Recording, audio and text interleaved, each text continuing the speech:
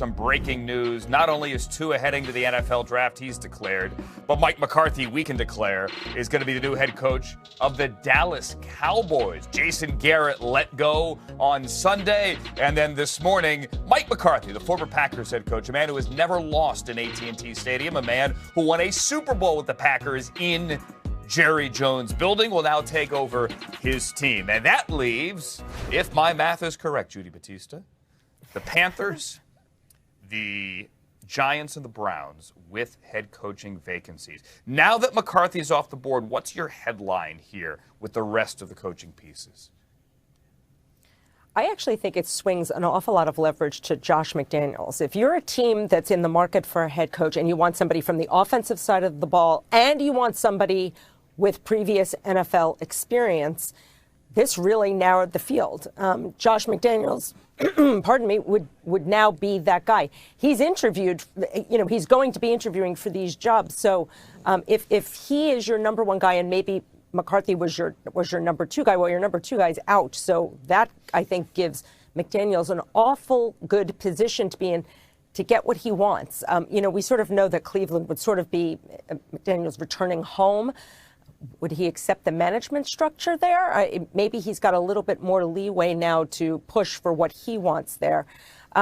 Carolina, I don't think we have a real good feel about what David Tepper is looking for right now. This is his first search. It's always difficult when a new owner is doing his first head coaching search to get a feel for what he wants and how it's going to go. But if I'm Josh McDaniels and I want to leave the New England Patriots this year, I'm feeling pretty good about the position I'm in right now. Judy, correct me if I'm wrong. You were in Foxborough this past Sunday, and obviously Saturday, rather, and there's all kinds of questions about Tom Brady's future. Do you think, it's probably hard to get a read because the Titans are running all over them, but do you think Josh McDaniels' future is at all tied here to Tom Brady's impending dilemma? I don't know. Look, Josh McDaniels was awfully close to leaving for the Indianapolis Colts a couple of years ago. Well chronicled what happened there. Left the Colts at the altar.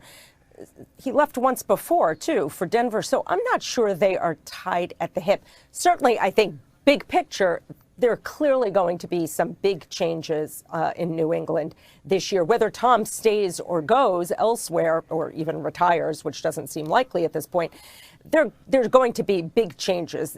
So I don't know that they are tied at the hip. Certainly, I think Josh wants the best job that's available for him. Let's face it, you don't usually get 3 shots at a head coaching job. His first one was a big flame out. He knows, he's a smart guy. He knows he's got to pick the right opportunity that gives him the best chance for success because you may not get a third crack at being a head coach. Where and when, Judy, do you think Jason Garrett will coach again? I don't know. This last week has been so strange, the sort of protracted separation from the Cowboys, the conscious uncoupling, whatever we want to call it. I don't know. Certainly the Giants, that name sort of gets connected to the Giants every so often. Ian certainly has connected the pieces there. But I don't know. The Giants are already, a week down the road on their coaching search, and we have not heard it from the Giants side about Jason Garrett. They seem to be keyed in on Matt Rule. They're slated to talk to him. They seem to be enthusiastic about that. I don't know how Jason Garrett would fly in New York. He was very well thought of in the building. They like him a lot.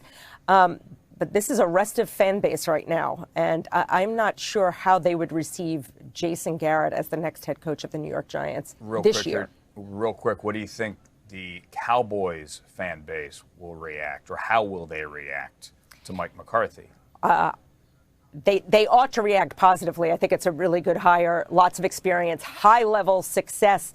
And they've got the pieces in place to win quickly, especially in that division. We know that division is a mess. The Cowboys made a really solid hire here, and I think you're going to see them take a big leap up in the division next year. How do you think he and Jerry coexist? Interesting. I've heard this theory floated that maybe Mike McCarthy is happy to let Jerry Jones do some of the talking. In Green Bay, he was the only voice. Ted Thompson did not do that. And you could tell that there were times that was tough for Mike McCarthy, that perhaps he had to get up there and defend decisions that were not his. This is going to be different. Jerry is happy to spend money, happy to delve into free agency, which was certainly not the case when McCarthy was in Green Bay. So this is going to be different for him, and it might be a pleasant change for him. Mike McCarthy goes from a team without an owner to a team with the ultimate owner. Yeah.